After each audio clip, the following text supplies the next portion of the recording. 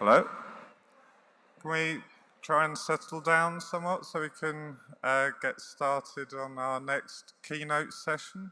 And I'm Dr. Damien Milton, and I'm here to proudly present to you our next keynote speaker, Bernadette Grosjean, who's an autistic psychiatrist who's now retired but has been working for many years and going to be talking about what they've learned as an autistic psychiatrist inside the profession, which, as the title suggests, has its own somewhat checkered history in this area. So without further ado, because of timing, I'll hand you over to Bernadette. Thank you so much, Damien. And it's so fitting that you introduced my talk, because as you will see, you're part of it. Thank you to Autism Europe, to As I Am, Dublin for inviting me here. I want to also have a special thank you for all the staff and volunteer. You make me feel safe. You make me feel understood, and it's not always the case in gatherings like this, so thank you so much. Working together. As Damien Milton reminded us, our innate ability to fully apprehend one another is limited by our own experience and neurology. This is particularly relevant when it comes to understanding one another across neurotypes, non-autistic versus autistic, because of our differences in ability to connect and to communicate. Being able to grasp, but more importantly, to believe someone when they are different from us, be their sex, age, ethnicity, or neurotype, is crucial when it comes to quality of life and care. It can literally be a question of life or death. The first part of this talk is very personal. I'm using my own story because I realize that most neurotypical clinicians' knowledge comes from their outdated perceptions of autism, with emphasis on deficit, rather than from exposure to autistic people's experience and narratives from the inside, the good and the bad, the struggles and the strengths. This is one story, unique in many ways, but in many other ways quite typical for a number of autistic people. I will show how my neurology impacted my journey, but also my work. So working together. This did not come to me spontaneously. Not because I did not want it to work or play alongside others. I could have used the help and the fun. I just did not know how to do that together thing, in particular when it came to asking for help. I did not know how to ask, what to ask, how I could be helped, what I needed help for, or how to see that others needed help too. I learned not too long ago that for someone like me who is autistic, struggling to ask for help was typical, or more precisely, atypical. I was lucky enough, I suppose, to be smart enough, strong enough, and driven enough that I managed on my own for a long while in the place where it mattered, school, at least for what was assessed there, the facts that we were taught. Nobody was testing my social skills. Helping others, on the other hand, even if I did not immediately understand how it was done, was something I wanted to do very early.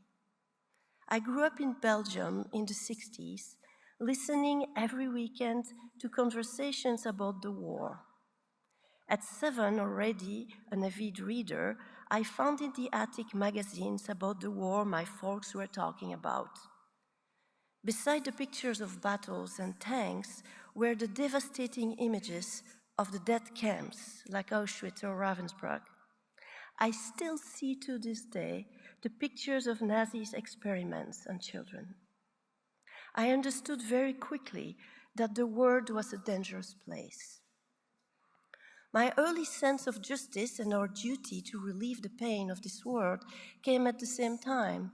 At 7, I wanted to become a doctor. At 12, a psychoanalyst. At 13, I was involved with Amnesty International. But how to care for others? How to change the world when you don't know spontaneously how to work together with others who seem so different from you? Believe me, in elementary school, there were no other kids with whom I could share my horror of Ravensbrück or my excitement about French philosophers. I did not know how to work with people because I did not know how to connect. I tried. I did not understand why I was so clumsy. I did not get people, feel them. I did not have the language, the tools, the facial expressions, the superficial chit-chat, which are passwords for social recognition. I was too much or not enough, too smart, too sensitive, too demanding. I was feeling too much, reading too much. I was not girly enough, not funny enough, not present enough. I was hopelessly on my own. Alone, not because I wanted to be, although I needed solitude at times. I did not know how to be someone else, or at least pass for one of them. I did not have the mask and the costumes. I was sad but okay because I had nature and I had my books. Books were my key to the world, my loyal friends, my refuge. With them I felt safe. The writing would not change from one day to the next. I was in charge of our routine. They were full of stories, civilizations, landscapes, and mysteries. There were no surprises except for the content of the book. And if I did not understand, I could go back, take it slow. If it was upsetting, I could skip over and come back later or not. Books were my friends, familiar, predictable. They never let me down and always gave me time to process whatever they were triggering in me. The books gave me models for socialization, helped me to understand what was going on inside people's minds, as did my endless observations of the world I was living in. I learned some of these keywords, tried to smile more, to play with others, and put the cool kid's mask on. Looking back, it must have been excruciating at times for me and for the people around me. My real way to connect was to help. In high school, I was on all the student association boards and not afraid to advocate for my comrades. Some appreciated, I got a few thank yous, but also, of course, pushbacks and bullying. Potential friends, moved by my clumsiness and good intentions, tried to take me under their wing, but then, suddenly, the contact would be lost. I could never understand why. I did not know spontaneously basic rules like taking turn in conversation, showing interest in others' chit-chat with my face or regular hum and haw. I could talk about the history of the Russian Revolution for hours. It was my special interest at the time, and I was not sure why people were not more interested. As a teenager, I had no clue about what was the center of my girlfriend's attention: boys. I did not get it at all. In my last years of high school, it was dark. I was more lost than ever and down. I was asked time and again to put a smile on my face. I was not sure how to do that, but I tried. I put my head down and kept studying and observing and reading and searching and tried to make sense on my own. I did not know how to collaborate with schoolmates. I did not see their frustration or did not know how to address it. I also rarely saw when someone was using me. It was nice to be wanted, ever for a brief while. Early in medical school, Someone asked me why I was equally nice with everybody. He definitely was not. And why I was apologizing all the time. It took me 40 years to answer that question. I now understand that it was the consequences of decades of walking blindfolded in social context and a lifelong experience of abrupt breaks in connections, of people being suddenly mad at me and me having no idea why. I was ashamed, embarrassed. I took that something was wrong with me, so just in case, I apologized. After an episode of severe depression in my 20s, I started therapy. For 6 years, twice a week, and for free, thanks to the wonderful Belgium healthcare system, I learned the healing power of being given time, being trusted and heard, of being able to share and feel, the power of validation and of working together.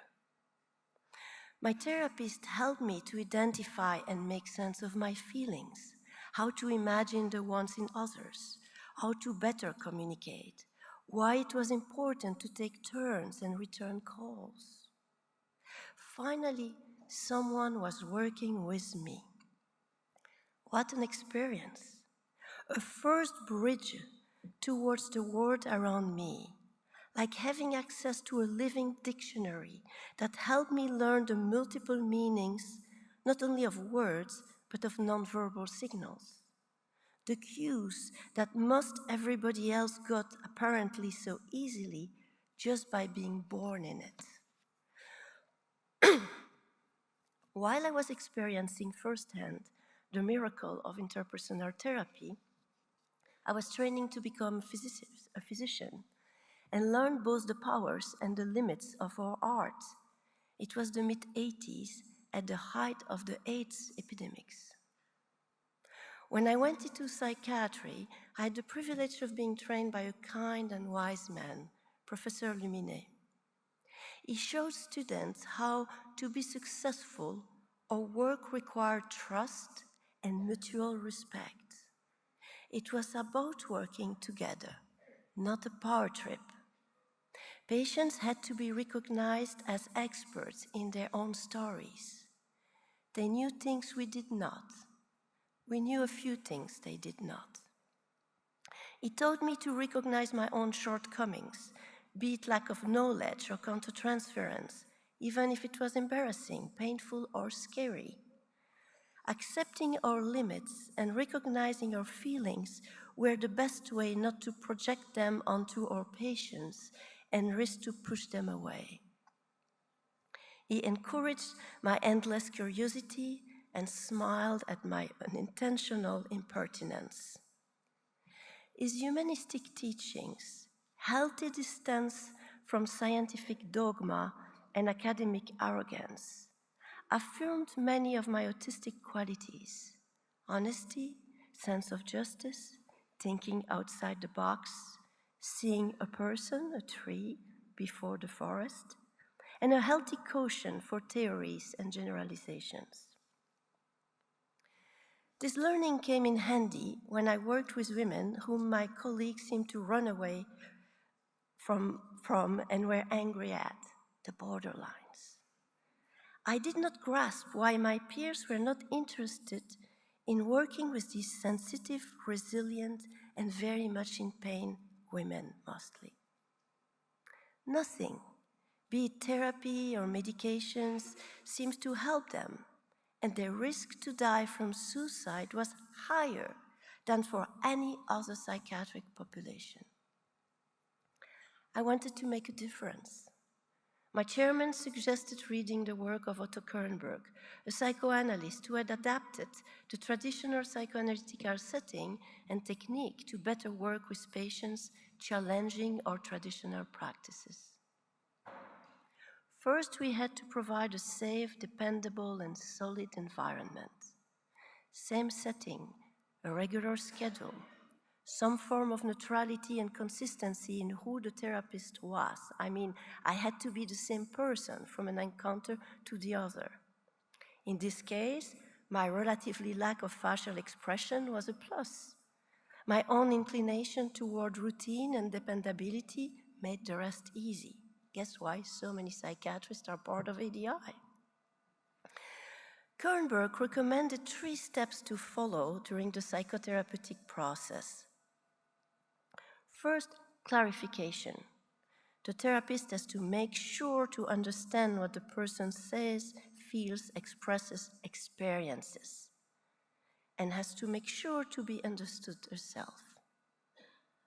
Second, when the therapist has a good grasp on the patient's story, make gentle confrontations if things are not clear or experiences do not seem to make sense. Gentle is important. It is not about challenging or proving someone wrong and making a point. It is about helping to make sense of experience in the present and sometimes put it in perspective with the present or the past. Then the third practice comes, and it might take months or years, or sometimes we never go to there, and we use that knowledge to help the patient towards more careful hypothetical interpretations. Making sure I understood what the other person meant and making sure I was understood myself were techniques I had trained for my entire life because of my autistic brain that did not get these things spontaneously, in particular when interacting with non-autistic people. For the gentle confrontation and interpretation steps, I had 3 advantages, confirmed a few years ago by my spiky neurocognitive profile. I am very detail-oriented, and I have an exceptional memory for facts. I also have a remarkable ability to make connections with loosely associated data. These are some of my autistic strengths. Until recently, I genuinely and naively thought that it was the same for all psychiatrists. I was wrong. These techniques came naturally and helped me to build authentic therapeutic alliances, which are the cornerstone of success, no matter which theoretical model we use. We were working together.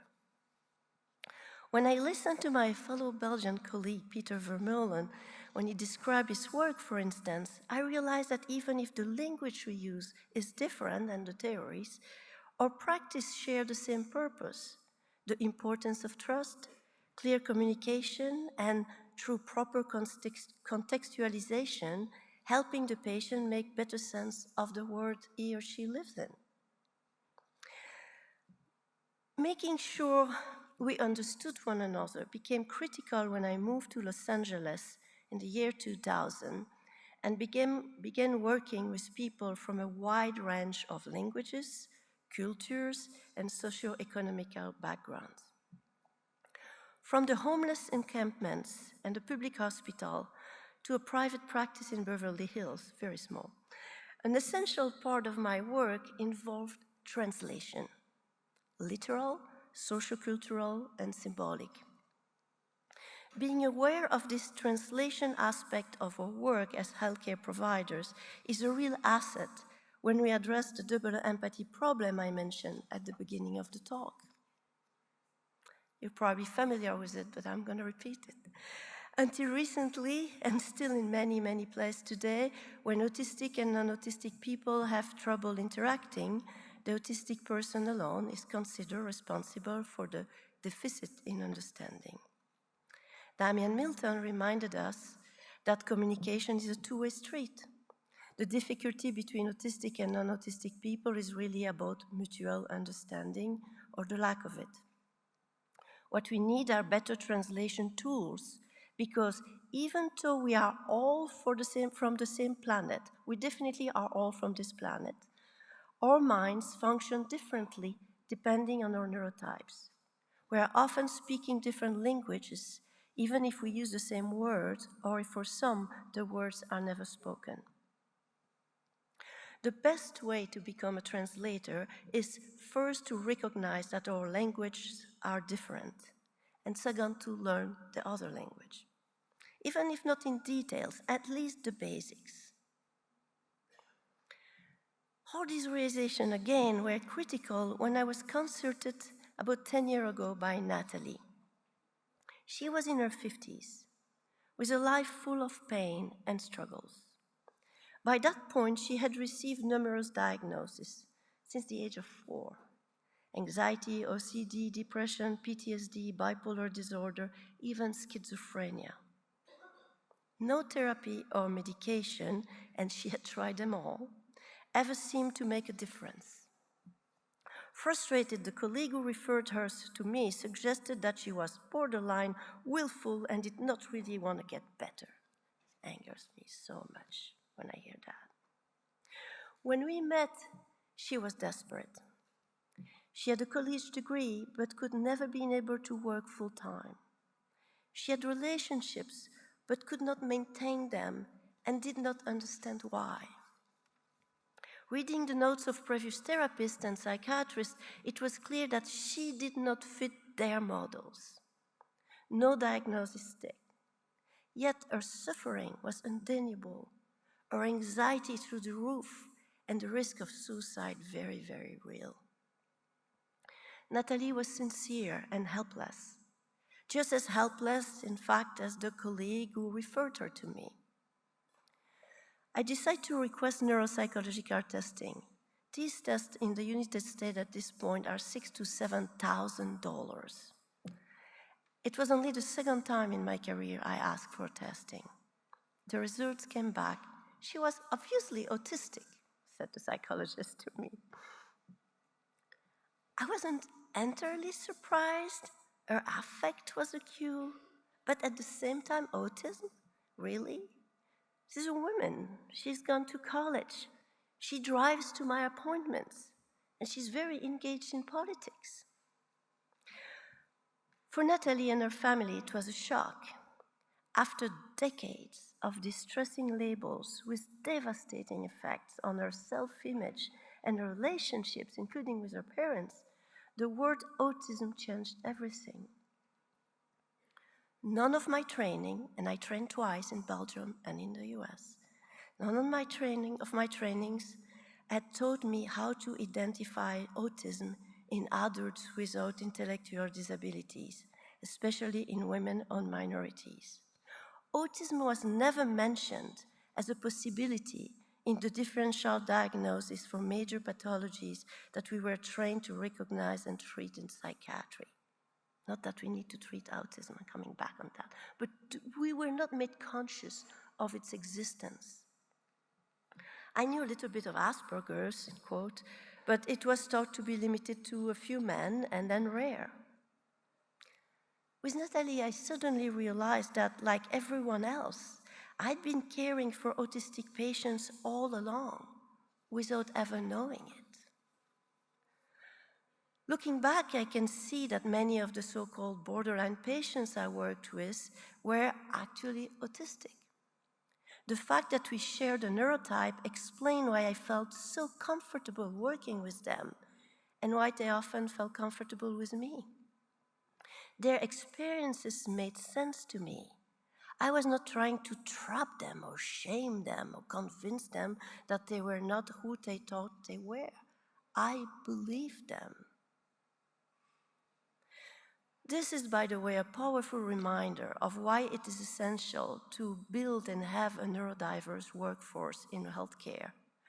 A workforce where neurodivergent individuals, autistic for instance, can be open about who they are without shame or fear of discrimination. Not because we can only work with people who share a neurotype, but because by sharing knowledge and experiences, we enrich both patients' care and our co-workers in ways no textbook could ever capture. We can be daily ambassadors, translators among neurotypes. The autistic lens I gained, thanks to Natalie, transformed my practice. Suddenly, the word autism took a new meaning. It opened the door to new ways of listening, of making sense, of helping others. I also quickly realized that for many patients, being identified as autistic was life-changing. It brought validation and healing, but also grief and anger for all the lost time and missed opportunities. Elizabeth, with whom I work and knew I was coming here, she authorized me to share her words about her experience as a patient late diagnosed. She wrote, open quote, about the 1,000 cuts she received over a lifetime of being an undiagnosed autistic individual, and about her frustration with what gets pathologized and legitimized under a medicalized system, one that does not fully capture the lived experience of someone on the spectrum, end of quote. Identifying autism is not only important for an individual, it can also be transformative for a couple or a family as a whole. For a couple, the realization that one or both partners are autistic can be life-changing. It helps to contextualize years of misunderstanding and pain, but also years of complicity and strength. For couples or families to be properly helped, however, it is essential that the therapist, the physician, not only understand what being neurodivergent really implies, but also act as a neuroaffirmative translator. Without that, therapy risks reinforcing whole hurtful dynamics and feeling of helplessness. I'm often deeply moved when I work with couples who have stayed together despite lacking the tools to fully understand one another's neurotype. The power of their unconditional love often brings tears to my eyes. And then the relief is profound when together we can finally make sense of so many hard to understand past behavior. Of course, not all stories have a happy ending, end quote. But even for those who decide to leave one another for separation, the fact that we can understand better why brings peace and removes shame. Last but not least, because genetics plays such a critical role in the transmission of autism, the realization that a person is autistic can change how they view their own, often complex family history.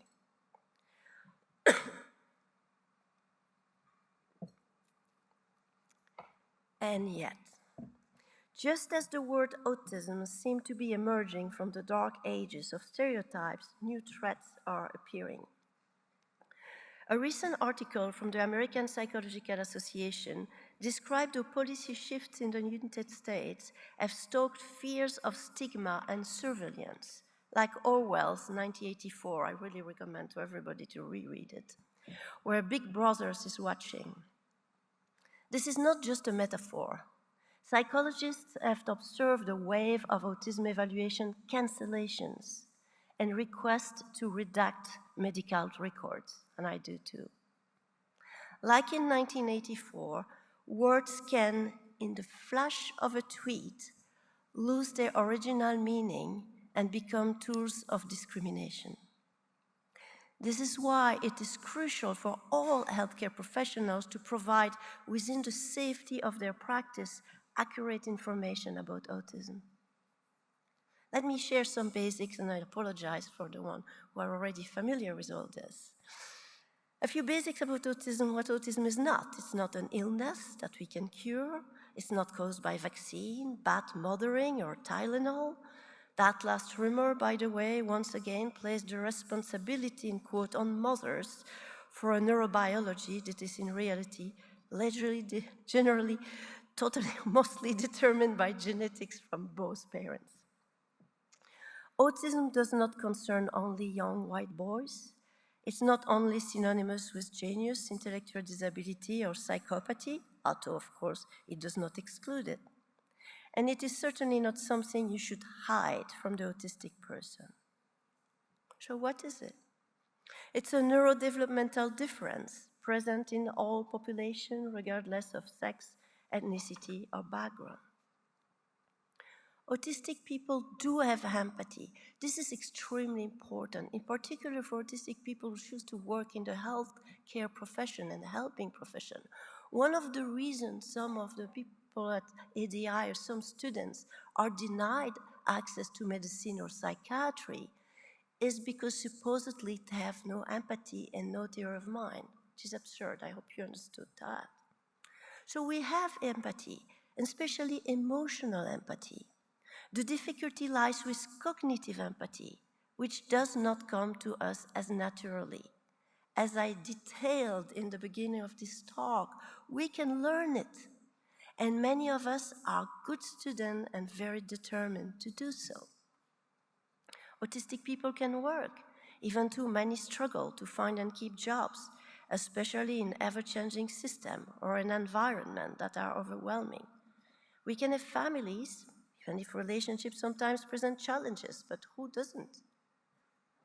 We can think about what's happening in other people's mind, even if the learning curve is steep when it comes to understanding non-autistic minds.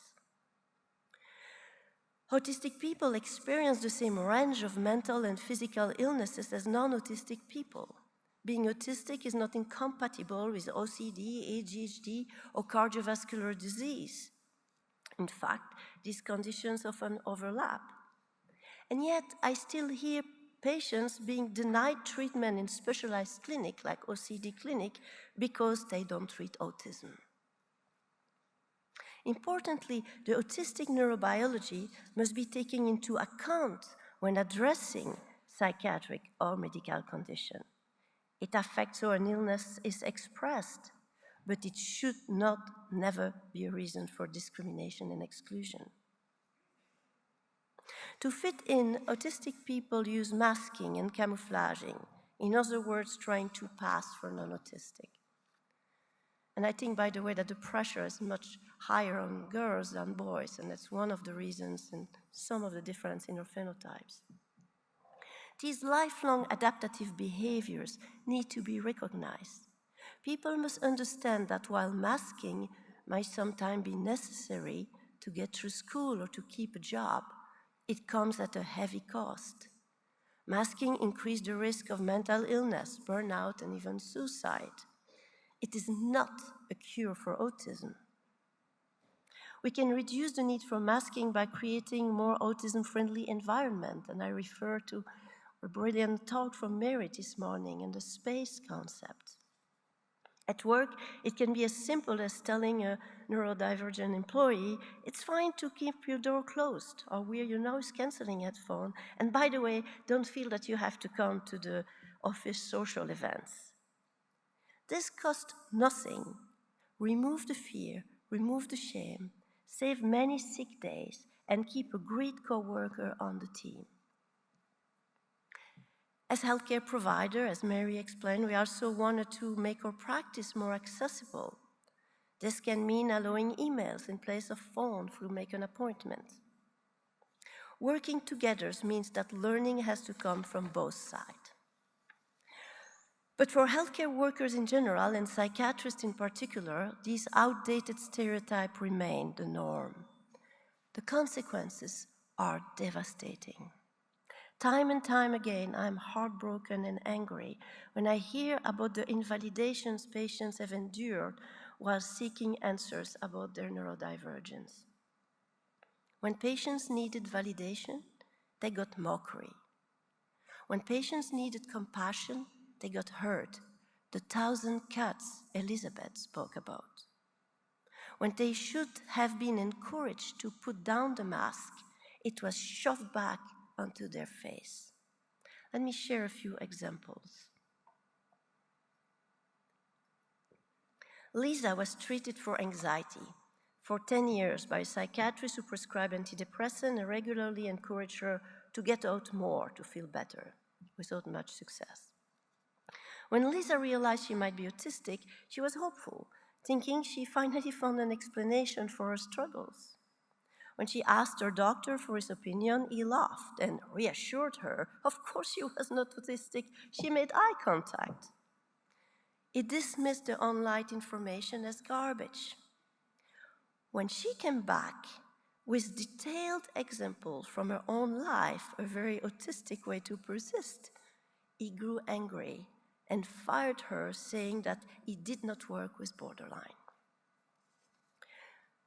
Virginia made an appointment with me after being diagnosed, she was honestly sharing with me, with schizophrenia, PTSD, bipolar disorder, and borderline personality disorder.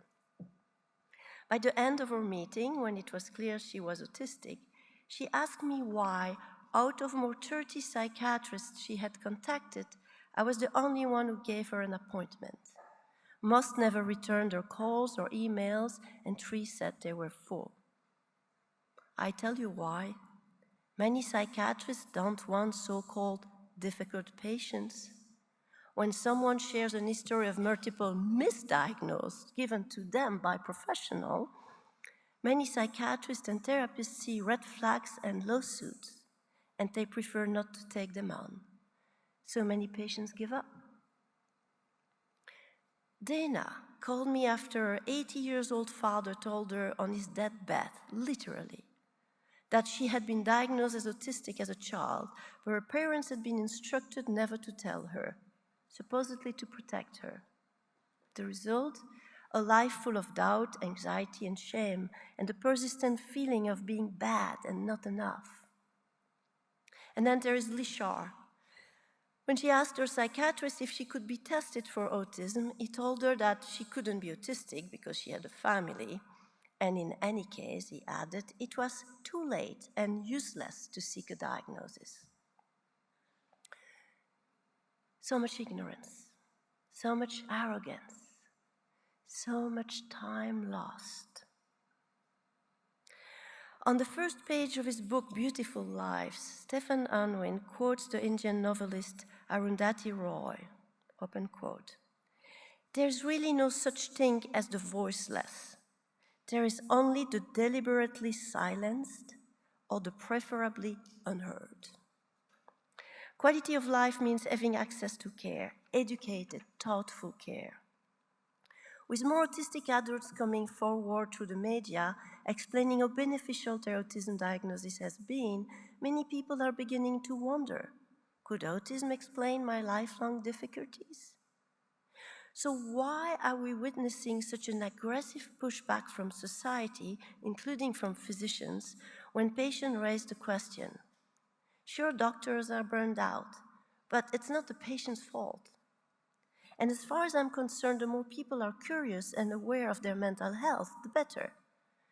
Telling people who are genuinely trying to make sense of their lives that they are not qualified to have an opinion about themselves, that is epistemic injustice, it is wrong and unproductive. The problem is not that there are too many autistic people. Autistic people exist, they are who they are. The problem is the deficit of knowledge and training about autistic individuals in our medical school, nursing school, psychology school, and continuing education program. When leaders in psychiatry, like Alan Francis, lament the broadening of autism criteria, I have to wonder, how much clinical experience do they truly have with the suffering of the people they dismiss? In a recent New York Times op-ed, Francis argued that the misdiagnosis of autism could, in quote, affect people's self-perception, self-esteem, behavior, and expectations in negative ways and haunt someone for life.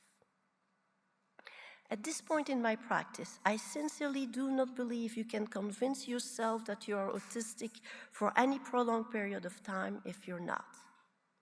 On the other hand, I've regularly observed how invalidating a correct diagnosis of autism can indeed, to use this quote, affect people's self-perception, self-esteem, behavior, and expectation in that precisely negative way Francis denounced. As he mentioned in the article, if patients feel they need to remove autism from their medical charts to avoid mistreatment, the issue is not that the diagnosis should be hidden. The issue is that physicians are poorly informed, equating autism with, I don't know, whatever weirdness that make them uncomfortable and run for the door. As a clinician, my practice evolves constantly. I have to adapt if I want to remain relevant. Over 40 years, I've seen labels, classifications, and treatments come and go. I am not rigidly attached to any single name for a condition. My focus is not on classification, though yes, classification are necessary tools, mostly for research and finance. My focus is on patient care. If you want to change the name, so be it, but do not cancel us. By discrediting an entire population simply because they no longer fit outdated ideas about what autism should look like, researchers and clinicians embolden the damaging behaviors of the poorly informed colleagues I just described. Professor Francis, in fact, should be grateful. Thanks to the expanded diagnostic criteria, and in particular speaking about sensory differences, he helped establish the fact that we are now able to identify people who were previously misdiagnosed and poorly treated or underdiagnosed. For instance, autistic people who, because of catatonia, literalness, or poor eye contact, were once labeled schizophrenic, and for whom the side effects of antipsychotic were devastating. Autistic people who struggled with relationship and self-image, labeled borderline and denied proper care in shame. Autistic people with social anxiety, forced to expose themselves to loud, stressful environment in order to get used to it, an approach that does not work with our neurology. Autistic people who suffered paralyzing burnout after a prolonged period of intense focus, only to be incorrectly diagnosed and treated for bipolar disorder. Criteria and stereotype may change, but the reality of autistic neurology does not.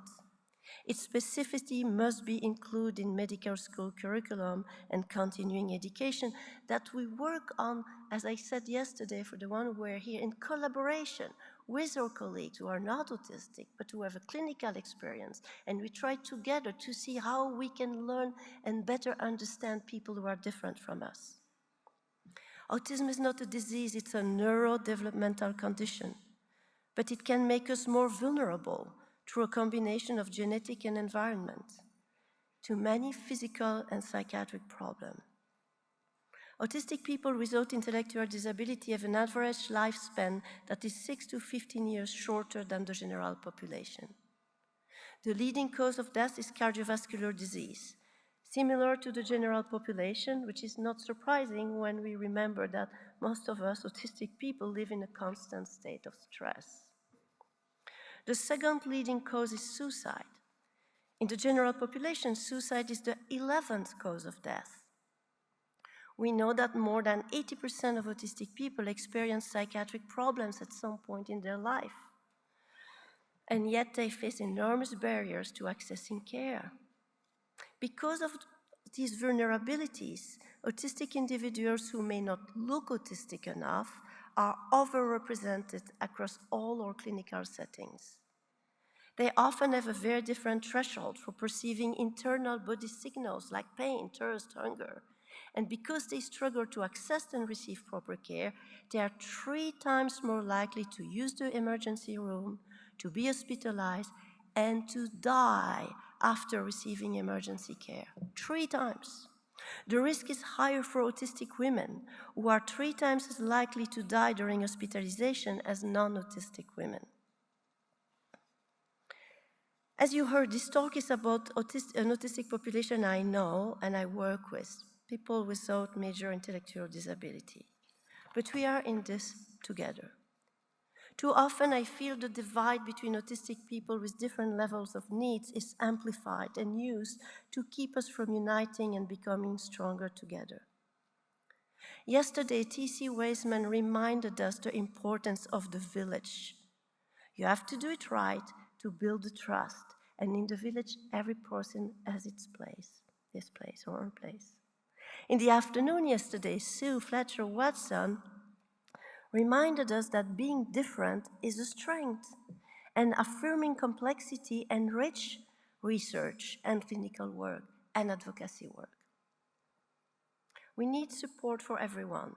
the right kind of support, telling us that resources are so limited that one population must be sacrificed for another is unwarranted. Healthcare is expensive, and this is exactly why early identification and education matter. They prevent suffering and save money. Fewer sick days, fewer chronic illnesses, fewer hospitalization, fewer deaths, more expertise, more thinking out of the box, more innovations, more advocacy. When primary care doctors, internists, OBGYN surgeons are made aware, sometimes by their patients, that autistic people are more susceptible to certain rare medical conditions, they can provide better care faster, and we all benefit from it. And most doctors, I think, want to provide better care. In the last 2 years, together with a small group of colleagues, psychiatrists, we presented 2 symposia on autism in adults and young women without intellectual disability at the annual meeting of the American Psychiatric Association. It was not easy to get our abstract accepted. Out of 250 talks given over 5 days, only 3 out of 250 addresses autism. When some research showed that 20% of patients coming to our outpatient clinic are autistic, it really pondered, but that's for another talk. Each time, we were scheduled in the afternoon of the very last day of the conference, after most people have already left. And yet, each time, the room was packed, and this year we had a bigger room, and it was packed too. Attendees were riveted. The Q&A were on long after the session ended. Our colleagues wanted to know how to better respond to the surge of autistic adults and teenagers, often self-diagnosed, coming into their practice. They were starving for good practical information. Most people want to be better at doing what they're doing. That gives me hope. We, autistic and non-autistic, all of us who work for a more informed society and more tailored care, must overcome divisions. Together, like here and now in Dublin, we must collaborate among one another, among insiders, autistic, professional, patient, non-autistic. We want to work and make sure that every autistic patient is believed and supported, especially when they have unusual presentations that we were not taught in medical school. To my colleagues, I asked, do not shut us down. Listen up. We will all be better for it. Thank you.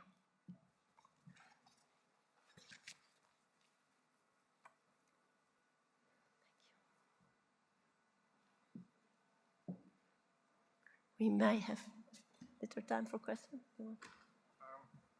We have some time for questions, a few minutes left. We have one here. Just want to come forward.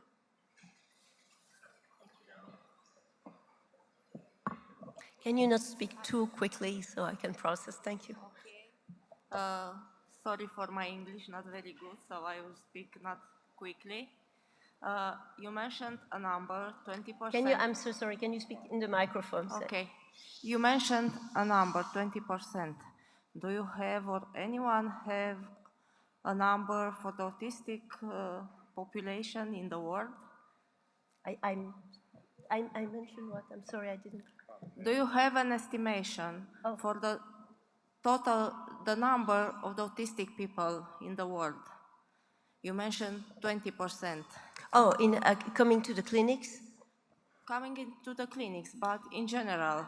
Well, Because in my opinion, we are at least 20%.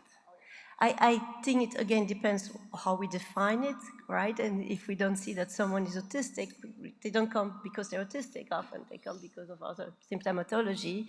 And if we don't recognize it, it's going to be a problem. But so they don't come into the statistic. The one I mentioned is a study in Sweden a few years ago, right, which they say up to 19%, in a clinic open to everybody, right? They did retrospective study. So I agree with you. I'm sure it's at least 20%.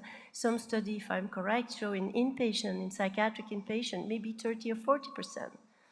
And I think the more we are, the more advanced the problems are, because we don't come early, for the reason we said, the higher it is. So they're a very high proportion. That's why both in our schools and the APA or other places, we need to speak more about it and inform people. In these conditions, do you think the autism should remain undiagnostic or be removed from the diagnostic manuals? I'm not Ellen Francis. I don't think autism should be in itself a diagnosis of a pathology. I think it influences, and I'm gay. And I think one of the advocacy I'm doing is because I experienced kind of the same, you know, you're pervert, you cannot be a psychiatrist, all that things. And that was in itself a pathology. What was the problem is that the society and the way we experience it made it worse. So I think autism can be accompanied with a lot of disabilities and genetic difference and psychiatric difference. I don't think in itself it is a pathology. I think it should be removed from the DSM, but I hope they don't take away my license for that. Thank you. Hi, just reflecting on the misdiagnosis that happens, especially in women looking for an autism diagnosis, whether that's BPD. It reminds me very much of the medical model of the early 20th century, and obviously in the last few decades we've moved into more of a social and integrated model society, but is there anything that you would recommend for the next stage in that change in order to include universal design for not only learning but living, to make it more practical to integrate us rather than as a separate group but as an appreciated aspect of general society? I'm not sure I totally understand, but I think we will be successful where, in the same way I feel in, not everywhere, but in many settings, the fact that I'm gay or not doesn't matter, right? But people know what it means, and that I have a wife, for instance. The day we don't have to say, or we can say we're autistic, oh yeah, that's, you know, that's what you have your hair for. But the day nobody will care because we'll be integrated will be a great day for me. At least, you know, and for people who have different type of needs, of course, it's different.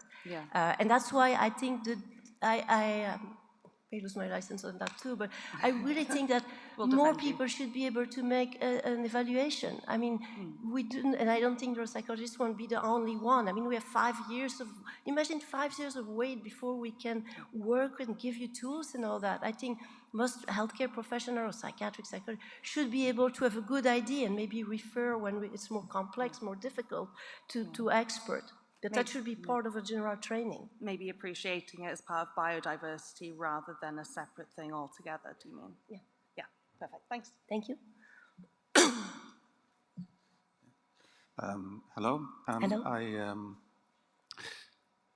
I strongly agreed with what you said about the village and about not dividing our community. And in that context, I noticed what it said in the bio on the Congress website, that in the last decade you chose to focus on working with autistic people without an intellectual disability. Is that not such a division, dividing autistic people in having an intellectual disability or not? What are your thoughts about that? And where would you put the cutoff point between intellectual disability and not intellectual disability? Thank you. Yeah, and I'd say that because my practical experience, you know, I want to talk about what I know and experiences, and I certainly, there's a lot of, it's one experience among many. You're right, we make kind of a division in a way to try to differentiate, you know, like I work very rarely with, and sometimes with nonverbal autistic patients because it's not my expertise, and sometimes there is nobody else, and so I do my best, but I tell them that. So there are differences, of course. That doesn't mean that we cannot advocate for some, you know, one another. I think I've been able to the word of disability in general that we are not taught at all in medical school. I mean, it's devastating to realize how ableist medicine is. I mean, sorry, I discovered that late in life, but it's incredible. So there are all these divisions. I think we need to respect, and I really mean it, genuinely, these different experiences. But we can relate. Like I said, as a gay person, I could relate it to certain discrimination that another person have, and why it's important not to be afraid of the other, where we need a dialogue. And it's not easy sometimes to have a dialogue. Sometimes you just want to yell, but if you yell, nobody's going to listen, particularly the one who need to hear.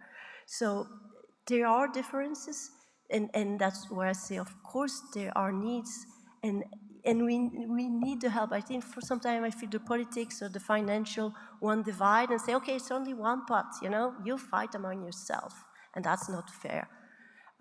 We want to do the things better for everybody. I'm not sure if I answered, but yeah. Thank you. Thanks for the presentation, it was wonderful. My question is about internalized stigma. So I do diagnostic assessments in adults in a hospital setting. So I have just a very small number of appointments to see patients within. And most patients tend to be really pleased when they get the diagnosis. They're relieved, they're validated. A lot of them know so much, a lot of them know more about autism resources than I do, and it's great.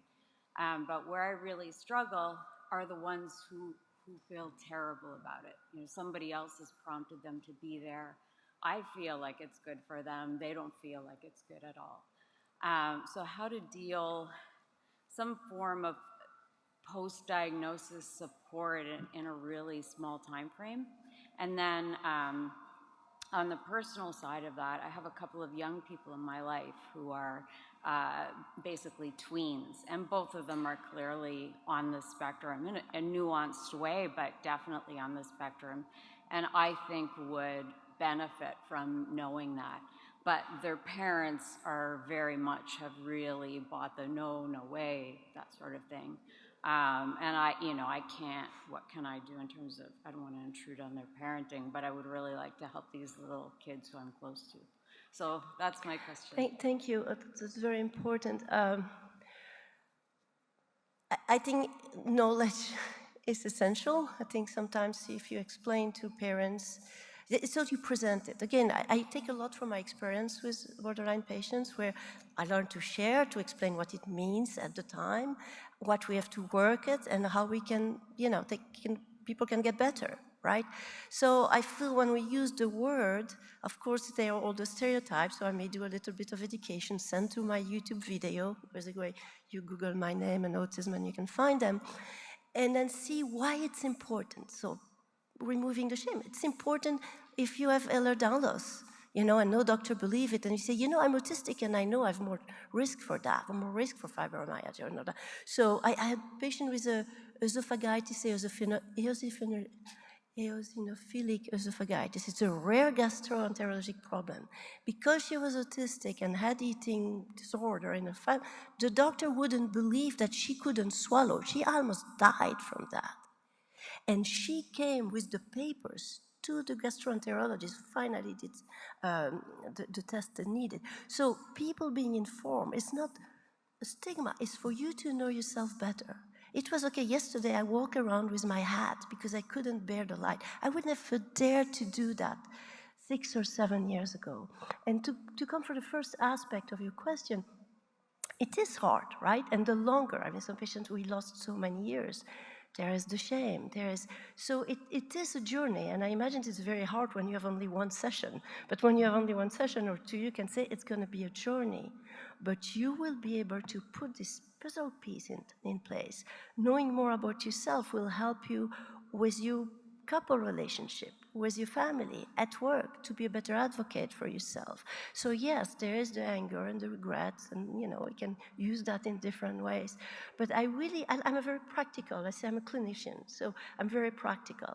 How can I help you to use that knowledge to make your life, you know, less complicated, less painful?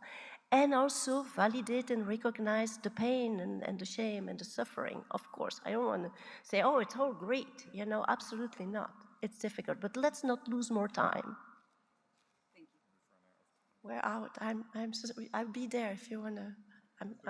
Oh, one more? Sorry. Sorry, we've unfortunately been told we've run out of time, but if you could ask your question individually afterwards, that would be really helpful. So, just like to thank Bernadette again and show your appreciation for a fantastic talk. Thanks, everyone.